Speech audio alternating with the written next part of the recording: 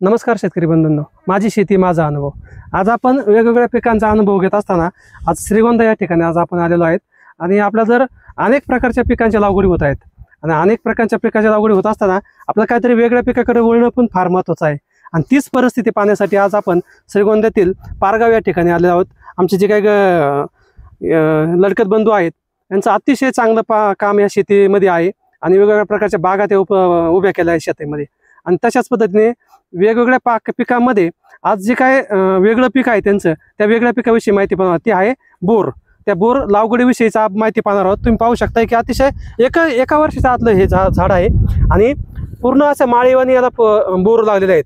अजून 1 फेब्रुवारीमध्ये 1 वर्ष पूर्ण व्हायचे तर आपण विचारणार आहोत की त्यांना की याची लागवडीचं अंतर काय साधारणतः।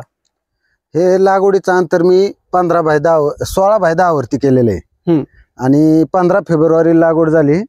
आतापर्यंत ह्या प्रकारे झाड डेव्हलप येतं आणि माल पण भरपूर लागलेला आहे। म्हणजे 8च महिन्यात झाड आहेत, 8 ते 10 महिन्यात झाड आहेत आणि माल सुद्धा त्यांचा हार्वेस्टिंग चालू झालेला आहे।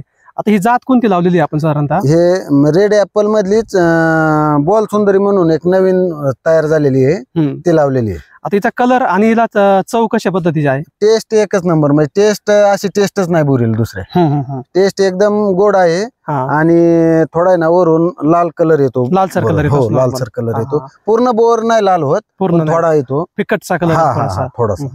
आणि याचं जे काय तुम्ही लागवड केली आहे ही लागवड करण्यामागचा नेमकी उद्देश काय आहे? लोक जर खूप सोप्या पिकाकडे वळतात पण तुम्हाला काय आयडिया याच्यामध्ये? आता माझ्याकडे पेरू पण आहे, डाळिंब आहे, द्राक्षाची बाग आहे।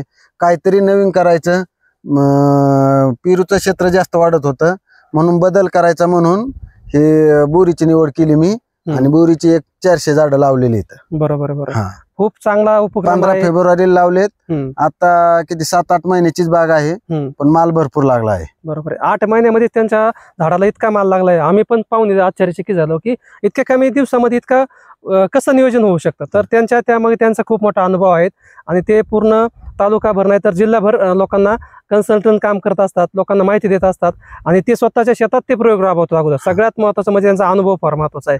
आज शेती जरी करायची म्हटलं ना तर आपल्याला अनुभव फार महत्त्वाचा आहे। पुस्तकी ज्ञान असून काही फायदा नाही। आज दिवसभरातून 3 वेळा वातावरण चेंज होते आणि अशा वेळेस जर आपण आपल्या शेतामध्ये गेलो नाही आणि पाहिलं नाही आपल्याला पिकाला काय पाहिजे तर त्या पुस्तकी ज्ञानाचा काही फायदा होत नाही। परंतु ते प्रत्यक्ष शेतामध्ये असतात, शेतातला प्रत्यक्ष अनुभव पाहत असतात आणि त्याच्या माध्यमातून ते हे सगळं करत असतात आणि हे सगळं करत असताना त्यांनी खूप सुंदर पद्धतीने पूर्ण या झाडाची लागवड केलेली आहे, अंतर व्यवस्थित निवडलेलं आहे आणि त्याची हे केलेलं आहे। आता त्याचा जे काय हे आहे माल आहे याचा बाजारपेठेचं कसं नियोजन असतं नेमकी? आता पहिलाच बार आहे माझा पण लोकल मार्केटला पण चालतंय टेस्ट चांगली असल्यामुळे। बरं, आता आमच्या इथं काही प्लॉट आहेत ते असे गावात रोडवरतीच विकतात, जेवढं डिमांड आहे मार्केटला पाठवायची गरज पडली, अजून तर मार्केटला जायची गरज म्हणजे जागेवरतीच जाते।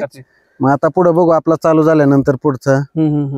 आणि आता याच्या लागवडीचा कालावधी साधारणतः तुम्ही कोणत्या महिन्यामध्ये लावली होती? मी 15 फेब्रुवारी लावली होती।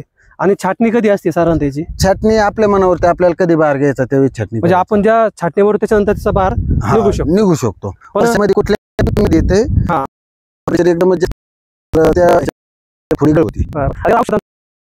एकदम किडीसाठी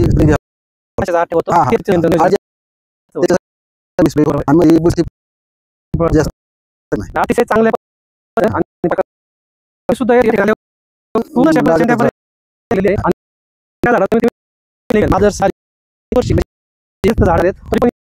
आणि खरंच कौतुक आहे आणि माहिती घेतली ते चांगला वेळ आणि ते फक्त मलाच माहिती नाही तर त्यांच्याकडे जे आहे शेत होतात ती सुद्धा खूप चांगली गरज आहे। आणि अलीकडच्या काळामध्ये शेतकरीला माहिती खूप तोट्यात योग्य